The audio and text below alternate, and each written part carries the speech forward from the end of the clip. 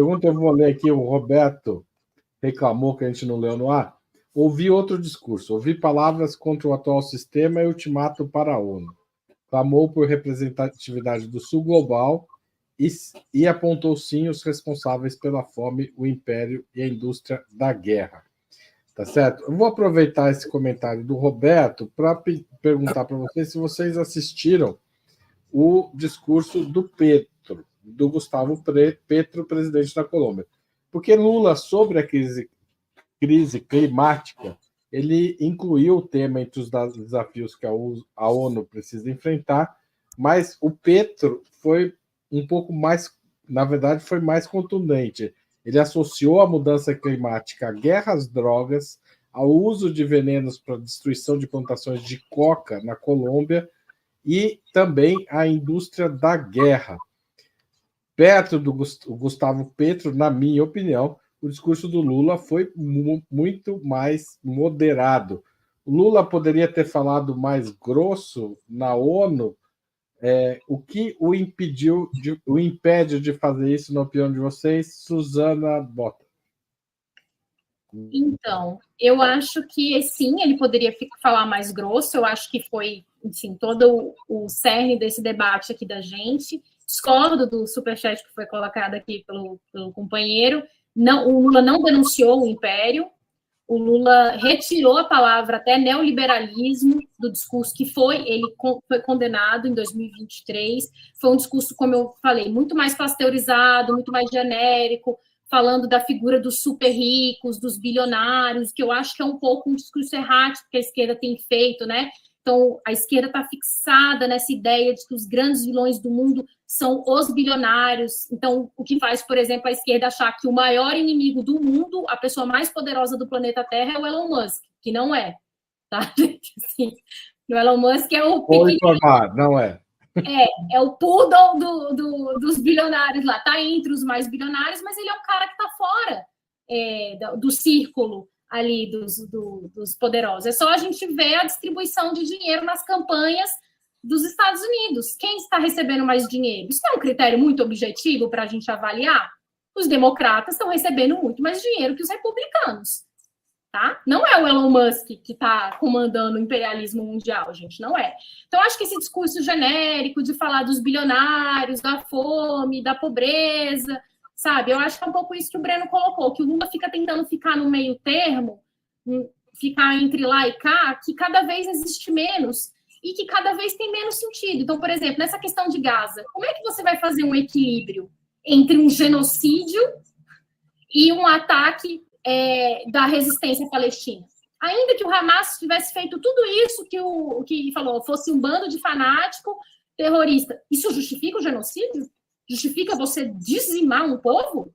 Não, então não existe posição de equilíbrio. A única posição real possível é a condenar de uma forma, assim, sem tapas na língua, o que está acontecendo em Gaza. E, gente, assim, não cheguei a ver o discurso do Petro por inteiro, eu vi o começo, mas eu vi o discurso do Erdogan, vi outros discursos, todos, a maioria de qualquer dos presidentes razoáveis que foram lá, foram até mais incisivos que o presidente Lula na questão de Gaza.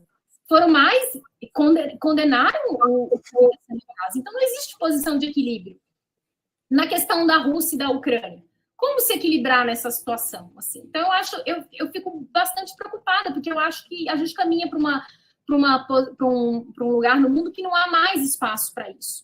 E sobre essa questão ambiental, eu também tenho um pouco de preocupação, porque, mais uma vez, vamos observar como o imperialismo está tratando essa questão ambiental, tá? Então, assim, a gente tem que parar de encarar a questão ambiental só como do tipo, todo mundo no mundo tem que parar com as produções de utilizar emissões de CO2, quando esses países são super hipócritas, continuam utilizando o petróleo, fazendo exploração absurda do meio ambiente e querem botar na conta do Brasil e na conta dos outros países em desenvolvimento resolver a questão climática. A gente não pode desvincular a luta pelas adaptações à questão do clima da questão do imperialismo também. Porque senão é o Brasil que tem que renunciar ao petróleo, o Brasil que não tem que explorar o petróleo e os outros países que continuam lá. Então, esse discurso genérico ambiental que a gente vê na boca da Faria Lima e da Globo, esse discurso ambiental também não nos serve.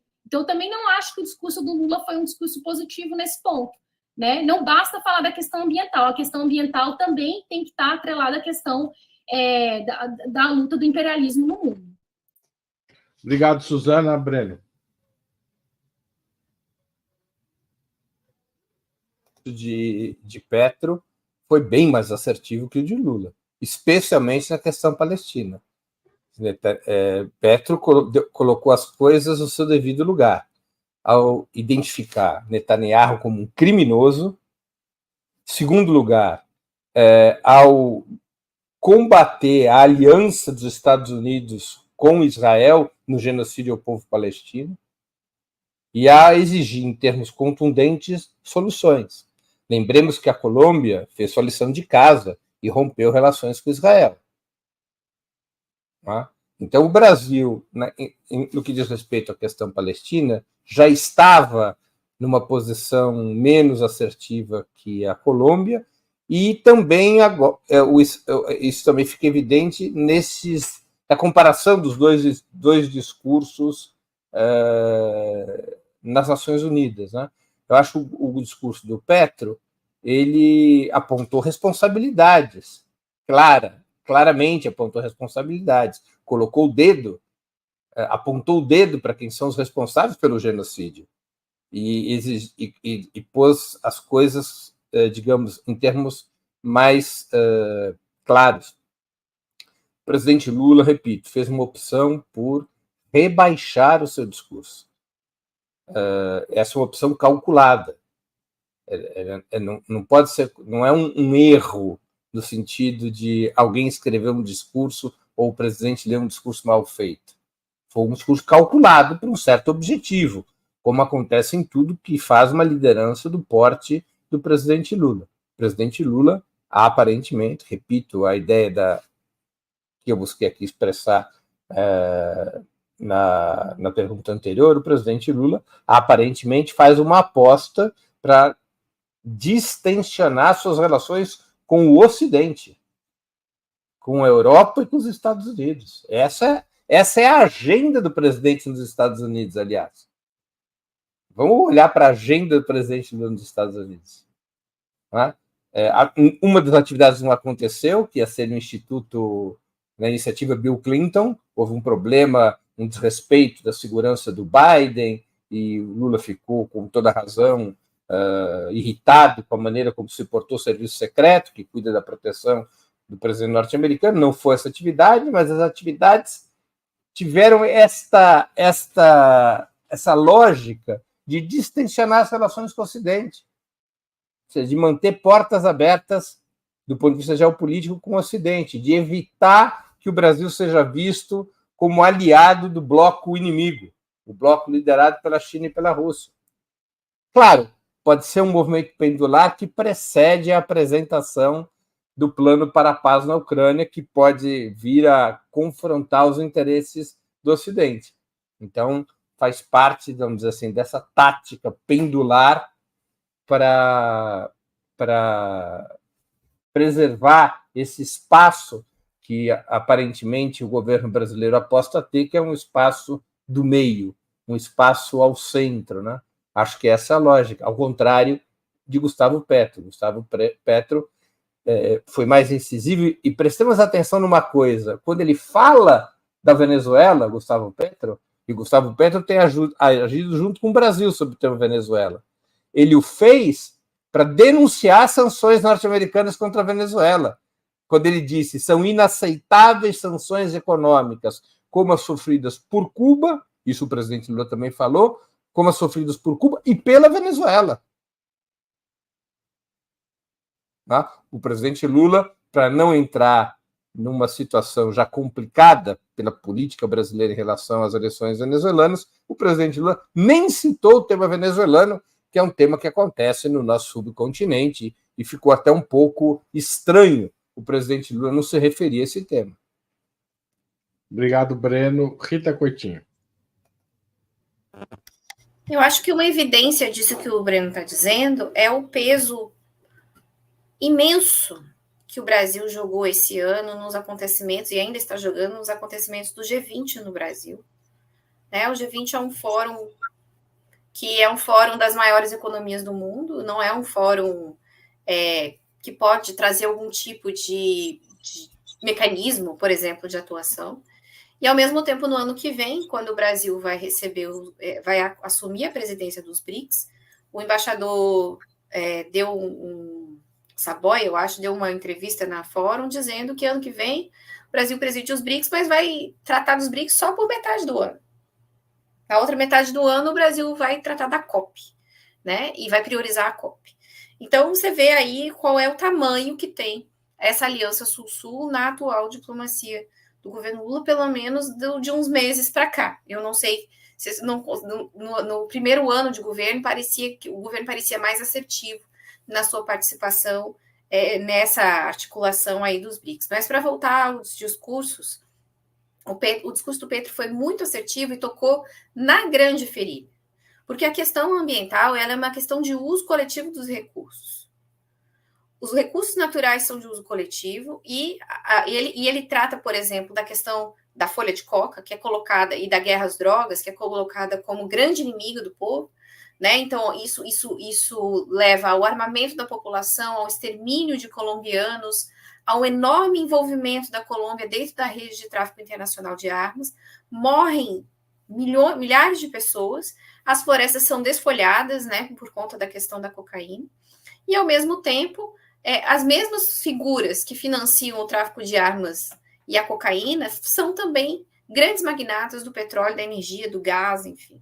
Então, o Petro ele põe o dedo na ferida, fala disso, o Lula não fez isso, e mais, eu digo mais, eu quero voltar ao que eu falei lá no primeiro. O Lula faz um discurso para jogar para a torcida, se vangloria de um mérito, de uma redução de desmatamento no seu primeiro ano de governo, mas nós estamos chegando ao segundo ano de governo e o Lula não fez nada para melhorar a gestão ambiental no Brasil. Ele sequer atendeu às demandas dos funcionários da pasta, né, dos servidores ali do MMA, do IBAMA, do ICMBio, né, deu aumento para a Polícia Federal, para os militares, não reestruturou a carreira, não fez um concurso. O MMA e o IBAMA vão continuar com um déficit bizarro de fiscalização.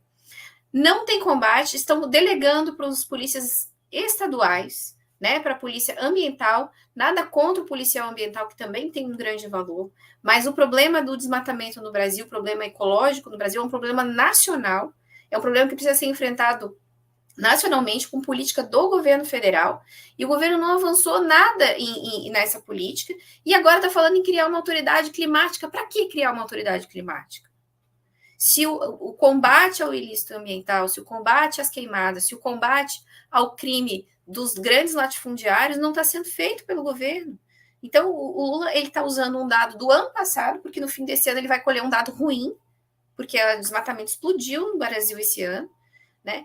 E vai terminar o governo sem ter feito nada, porque daqui a pouco não dá mais tempo de fazer nada. Então, realmente, o problema do Lula, além dessa questão da tentativa de ficar no meio, me parece, é esse imenso vazio que há entre o discurso, que às vezes é até bonito, né, e a prática. A gente está, na prática, todo o Estado brasileiro, toda a estrutura do Estado brasileiro é refém do arcabouço fiscal, né, e o Brasil não vai conseguir avançar em praticamente nenhuma questão, porque está engessado com cortes orçamentários e tal. Então, assim, se o governo realmente quer combater a crise climática, ele precisa estruturar o Estado para isso, e não fez nada para isso.